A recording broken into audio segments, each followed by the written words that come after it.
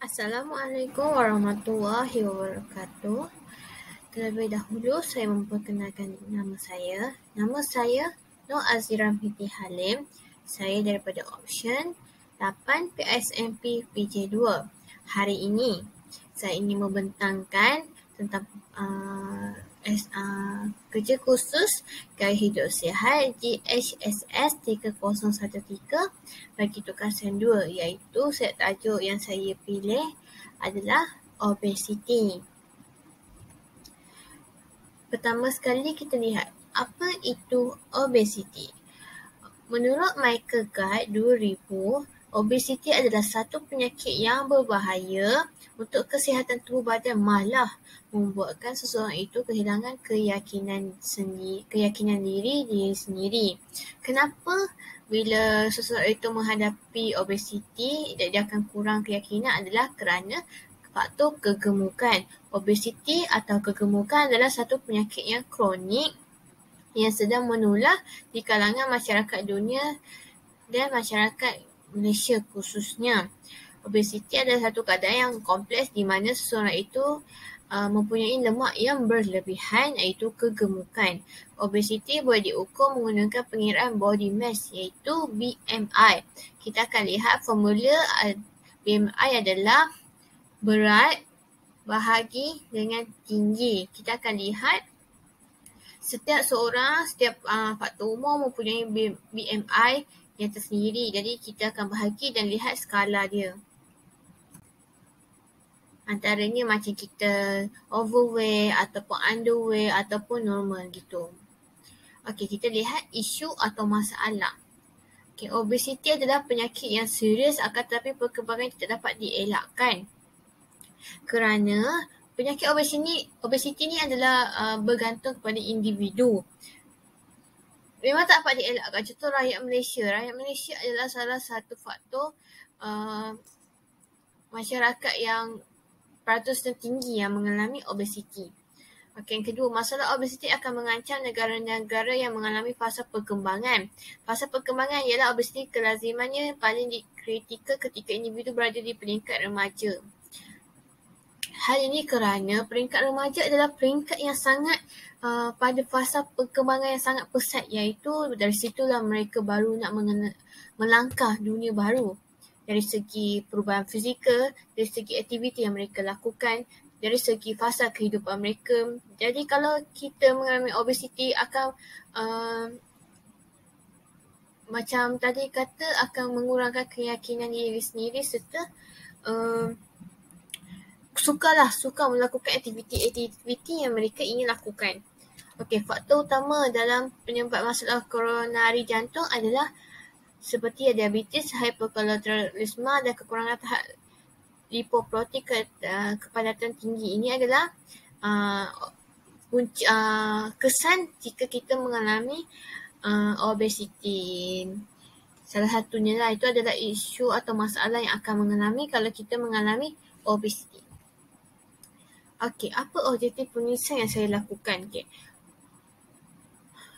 Penulisan ini membincangkan tentang masalah obesiti.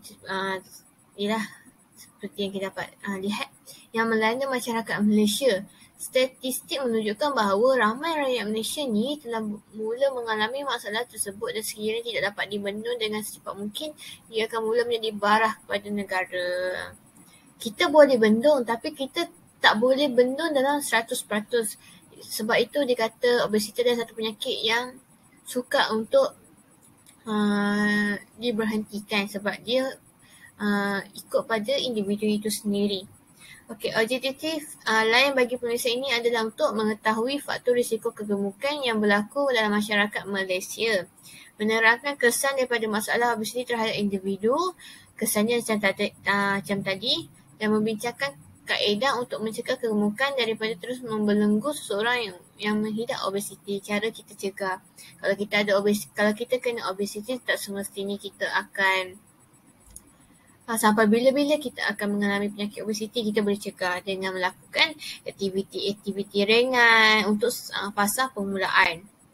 Ini adalah kadar statistik obesiti di Malaysia berbanding negara-negara di Asia. Okay, kita dapat tengok, ya Allah, Kadar obesiti kanak-kanak dan remaja 5 hingga 19 tahun. Tengok, Malaysia pada ranking yang tertinggi. Bahkan dewasa tinggi, kanak-kanak pun second tinggi. Tapi dia dengan Brunei tu hampir sama kan. Jadi Malaysia sangat, rakyat Malaysia sangat ramai yang mengalami masalah ini. Tinjauan literatur. Okey, menurut Dr. Sri Wahyu Abdul Tahir dan Fau Dr. Fazia binti Paimin 2014 menyatakan di dalam laman web portal rasmi Kementerian Kesihatan Malaysia iaitu KKM bahawa kesan daripada masalah obesiti ini terlalu buruk sehingga boleh mengakibatkan kematian sekiranya dibiarkan tanpa melaksanakan sebarang inisiatif pemulihan. Menurut Nur Fadliwati Alias dan Fauzia Syafi 2015, antara kesan yang akan dihadapi dari segi aspek kesihatan sosial adalah mereka akan diejek, dibuli sehingga berlakunya pengasingan sosial dan akademik. Manakala dari aspek kesan kesihatan, maksudnya mengasingkan sosial dan akademik adalah kita dapat lihat kalau dekat sekolah, orang tak nak kawan dengan ada orang tak nak kawan dengan orang gemuk. Diorang akan diasingkan, macam diorang tak nak grouping sama dengan dia yang orang obesiti tu rehat seorang-seorang, orang tak nak kawan dengan dia. Pernah berlaku dekat sekolah. Kesian. Okey, seterusnya, manakala daripada aspek kesihatan psikologi adalah kemurungan. Kira kita dah diasingkan dengan kawan tak nak kawan kita, mesti kita akan stres dan kemurungan. Penghargaan akan diri, imej tubuh badan dan juga kualiti kehidupan seorang itu akan terjejas. Kita akan kurang bersosial, kita akan kemurungan, kita akan stres. Dari segi kesihatan juga kita akan terjejas. Itu adalah kesan yang sangat besar untuk obesiti. Terutama sekali kalau berlakunya pada fasa perkembangan, iaitu fasa remaja. Di sekolah mesti akan berlaku. Okey, menurut Jamilah Ahmad Suraini, Wahab Azlina Hamid dan Munawar Pardi 2012 juga telah menyatakan bahawa dalam laman web portal rasmi Kementerian Kesihatan Malaysia bahawa indeks berat badan dapat dibantu seseorang individu untuk menetapkan berat badan yang ideal bagi mencegah daripada masalah obesitas terus belenggu hidup mereka. Ini adalah pihak kerajaan KKM telah melakukan satu portal di laman web mereka tentang macam mana kita yang telah mengalami obesiti ini mengawal, mengurangkan berat badan yang kita ada sekarang. Itu kepada tahap individu mereka sendirilah. Okey, kita lihat kepada penjelasan kandungan konten. Kita akan lihat kepada kesan sosial mereka, berlakunya penolakan dan pengasingan sosial macam saya cakap tadi. Hal ini kerana terdapat setengah remaja yang memilih dalam berkawan dan menyebabkan individu obes ini cenderung untuk dipinggirkan dan menyebabkan mereka tidak mempunyai ramai kawan di peringkat remaja. Ini saya pernah terangkan di fasa perkembangan tadi. Okey, faktor risiko kegemukan.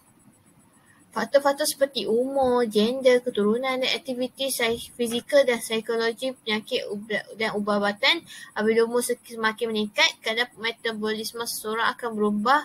Sekiranya amalan pemakanan tidak dijaga, maka obesiti akan datang menjelma tanpa diundang dan menyebabkan obesiti tidak akan berkurang dalam masyarakat kita. Ini adalah berlaku kerana masyarakat Malaysia adalah salah satu negara yang paling ramai rakyatnya mengalami penyakit ini. Cara pencegahannya adalah obesiti boleh dicegah dengan mengamalkan amalan pemakanan yang seimbang mengikut piramid makanan, iaitu mengalami karbohidrat, protein, vitamin dan serat mengikut keperluan badan sendiri.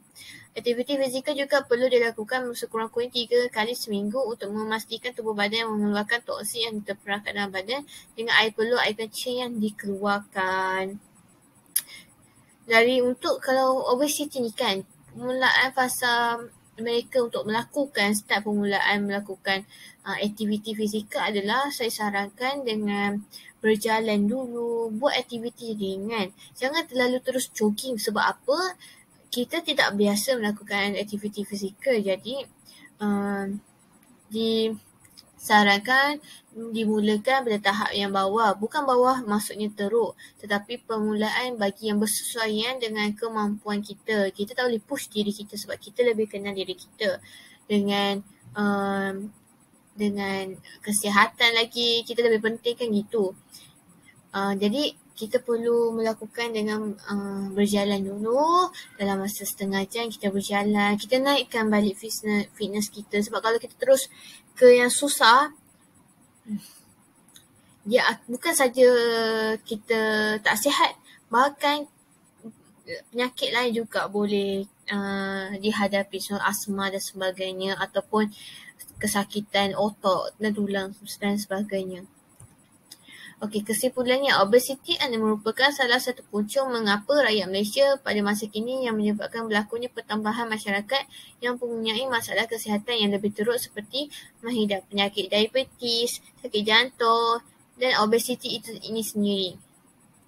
Pencegahan daripada pengikat akar umbi sama ada di kawasan bandar atau kawasan luar bandar perlu dipergiatkan secara meluas bagi memastikan masalah obesiti dapat dibendung dengan kadar segera tanpa diperlengahkan lagi segala kempen dan sebagainya. Sesungguhnya mencegah itu lebih baik daripada merawat. Itu saja daripada saya untuk pembentangan tajuk obesiti ini. Sekian, terima kasih.